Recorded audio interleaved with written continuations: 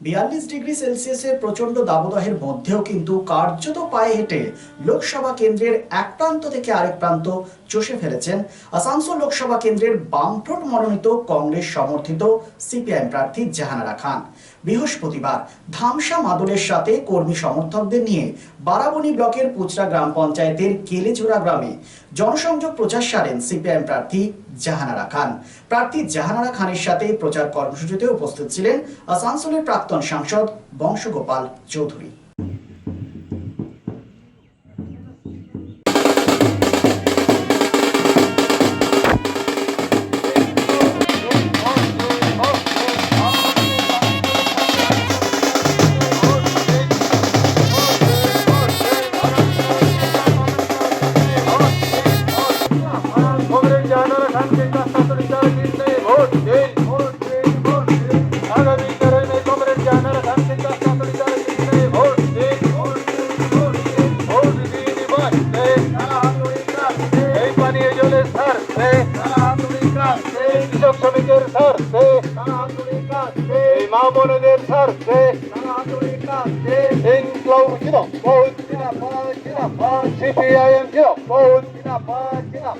आगामी 14 में कास्तातोड़ीदार जिन्ने वोट दें, आगामी 14 में आस्ते दिन कास्तातोड़ीदार সিপিআইএম জাহানারা খান আপনাদের সঙ্গে রয়েছেন।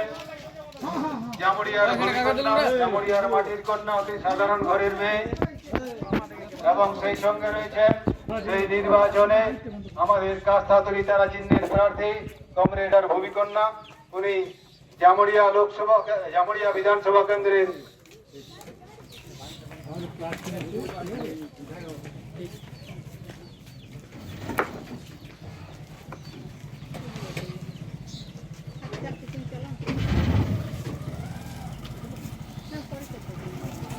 মিঠুদি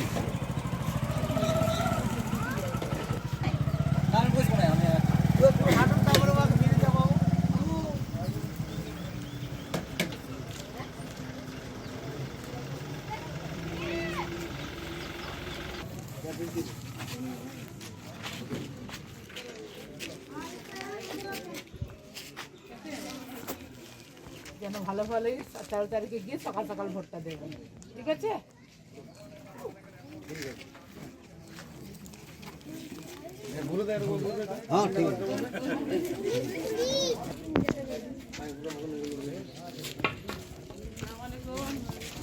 আগাবে তা না, পাঁচটাতে দাঁড়াই আছে দূর টাইমে আমি হেঁটে হেঁটে হয়রান হয়ে যাচ্ছি, আর আমার গুনগুনো এখান থেকে দুটো পা আগাতে পারছে না। কই গো চাচি, তুমি একটু বাইরে আসো।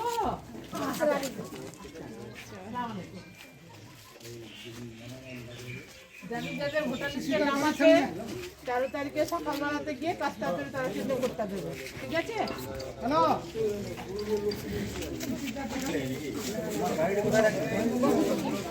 ইনশাআল্লাহ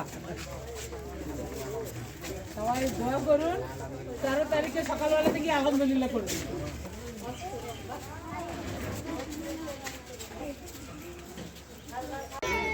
বারাবণী এলাকায় পানীয় জলের সংকট হচ্ছে বরাবর, এবং এখানে যে সার্ভে রিপোর্ট তৈরি করা হয়েছিল আমরা যখন সরকারের মন্ত্রী ছিলাম, এই এলাকায় মাটির নিচে জল পাওয়ার খুবই অসুবিধা আছে। এবং বারাবণী এলাকায় একটা প্রকল্প, তখন রাজ্যপাল ছিলেন MK নারায়ণন, ওনাকে নিয়ে এসে আমি এবং গৌতম দেব সেই প্রকল্প উদ্বোধন করা হয়েছিল। পরে তার কোনো সম্প্রসারণ হয়নি। আর এই এলাকাগুলোতে সবথেকে জরুরি হচ্ছে পানীয় জলের কথা, সেটার উপরে গুরুত্ব দেওয়া উচিত।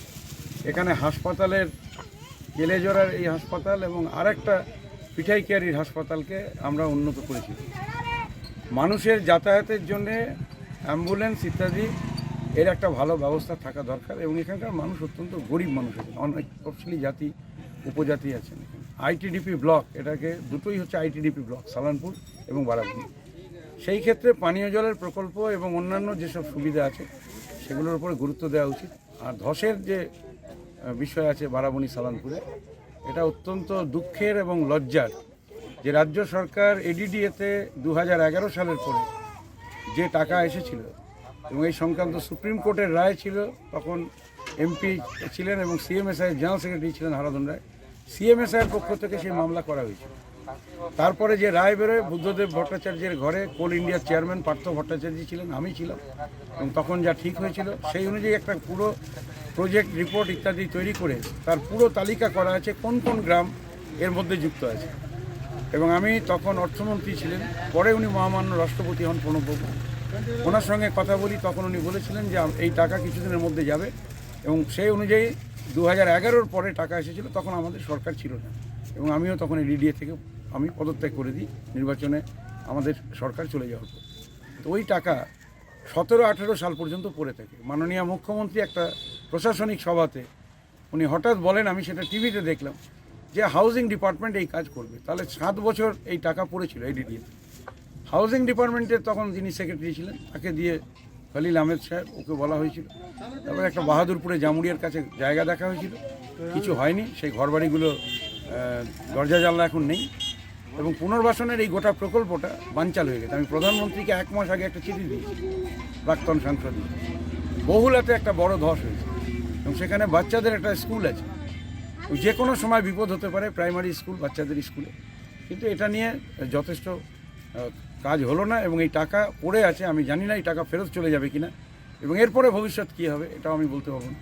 সেই জন্য আমার আবেদন হচ্ছে, আমাদের এমপি যদি যাহারা পার্লামেন্টে গিয়ে এই কথা তুলতে পারে, এবং এখানে সবথেকে বড় ক্ষেত্রই হচ্ছে ওইটা, সেখানে স্ট্যান্ডিং কমিটি থাকে, পয়লা স্ট্যান্ডিং কমিটি থাকে, আমি তার মেম্বার ছিলাম।